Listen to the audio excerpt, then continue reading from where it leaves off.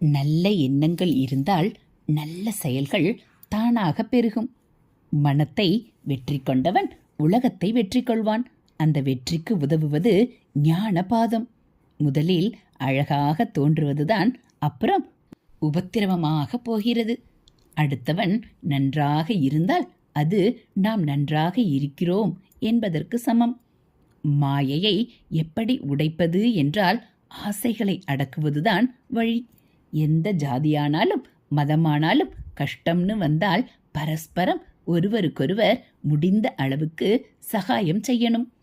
உதவி செய்யும்போது உதவி பெறுகிறவாளுக்கு மட்டுமில்லை, உதவி அளிக்கிறவாளுக்கும் மனநிறைவு தரும். சாந்தம் வந்தால் எல்லா பற்றும் போய்விடுகிறது.